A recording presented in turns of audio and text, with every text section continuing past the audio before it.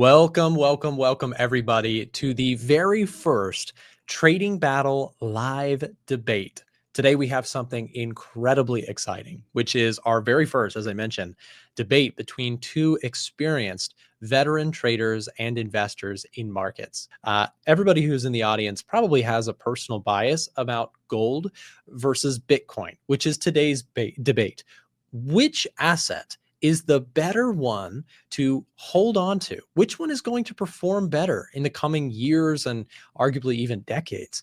Where is your money better parked?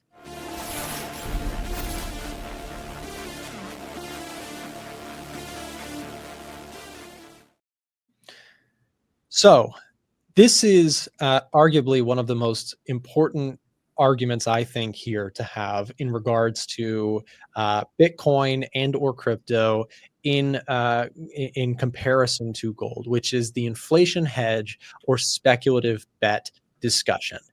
We've heard a little bit from both of you guys. Nick, you seem more of, obviously as you're in that side of the ring, right? A little bit more of a defender as crypto as this long-term standing thing that will be around for the long term, that is being adopted by the younger generation and will likely continue to be a part of our everyday lives. That sounds more of the former, right? More of an inflation hedge, more of a long-term standing asset versus the speculative bet, which Gary has made the point that keeping a smaller allocation makes more sense because Bitcoin is very volatile. It could go up significantly, could go down significantly. Can crypto, because again, we've sort of all agreed, for the most part, we know at least we can agree on gold's volatility is likely to be less than Bitcoin's. Direction is up for debate. Nick, you brought up the point about, if we start mining it in space, that could seriously impact the supply demand. So the price of Bitcoin or gold could go down. But I do think it's fair to say most likely volatility is likely to be less for gold than for crypto. But the bigger question becomes, can crypto truly be an inflation hedge? Or is it just another high risk tech asset masquerading as digital gold? Does it trade like a tech stock or does it trade like a true store of value for the long term? I'll leave this to open to either one of you guys if you feel more compelled to go first, and then give the second person the chance to respond. I'll take this one first if you don't mind, Gary. Sure. Look, if you asked me 3 years ago, I would have definitely said gold is the true inflation hedge, and Bitcoin has no business being called an inflation hedge. I've heard people say that for as long as I've been in crypto, and I never believed it, I never bought it. But recently, my opinion has been changing on this, and it's because we're starting to see true institutional adoption of Bitcoin. I mean, Larry Fink, CEO of BlackRock, he's come out in massive support of Bitcoin. I mean, they've done the ETFs, they've also done the Ethereum ETFs, and they're building a lot of infrastructure around Bitcoin. So, it's getting institutional validation now, which immediately makes me think, well, if the institutions are adopting it, and then we were talking about Gen Z, 51% of them, if they're adopting it instead of gold, it starts to make me, and actually also the Bitcoin treasury companies, we can't ignore them. That's a super important thing that a lot of people aren't realizing is happening. So there's a lot of companies like MicroStrategy, now called Strategy.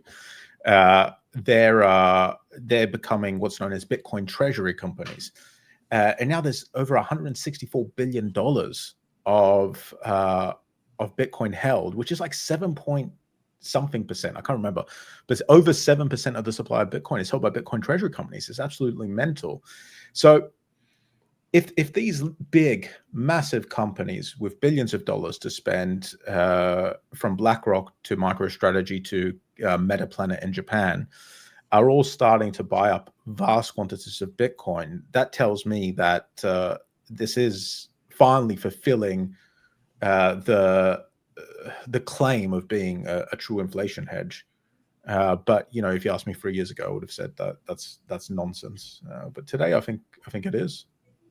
I think just to add on to what you're saying, Nick, about the last 3 years specifically, inflation hedge might mean a little bit more now than it did 3 years before that. We've seen a phase of inflation in the last few years.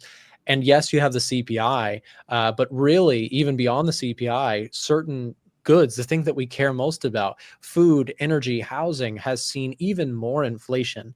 And so to your point about true inflation hedge, if you're looking at absolute returns, crypto has actually been able to generate you something substantial beyond just, if you had your money sitting there, not only did you defend yourself from inflation, you had, significant return. I think you also have had that on gold, but you've had more so on crypto. So great points there. And especially relevant, I think, to your former point, which I think is very strong, about the concept of places where inflation has been far more painful than places like the U.S. Right? The U.S. we did experience inflation following the COVID pandemic and the Russian invasion of Ukraine, but beyond that, places outside of the U.S. experienced much more painful inflation, and so this may feel even more of an important prompt.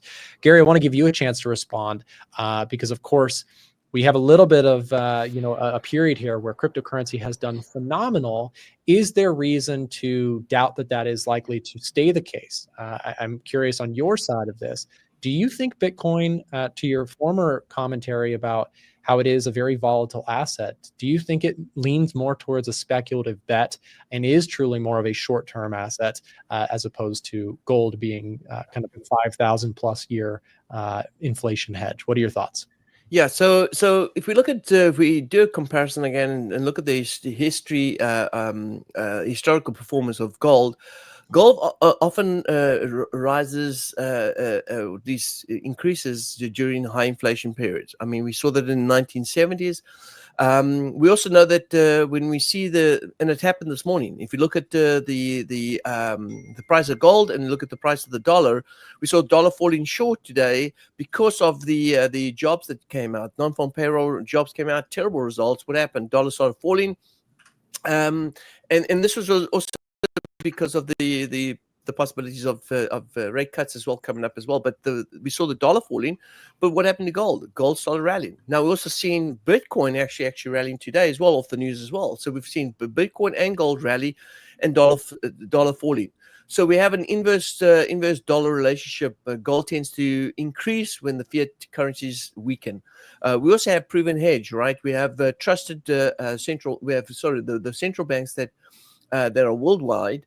That have quite a bit of reserves in gold, and tons of reserves in gold. So there is definitely that trusted sort of relationship when it comes to central banks.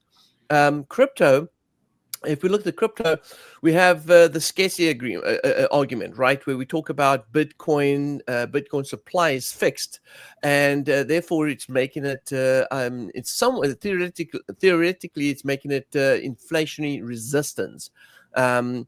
Then we've spoken about the store of value, where the younger generation view Bitcoin as a more of a digital gold. You mentioned that as well, Nick, digital gold, and that is their sort of adoption when it comes to hedging.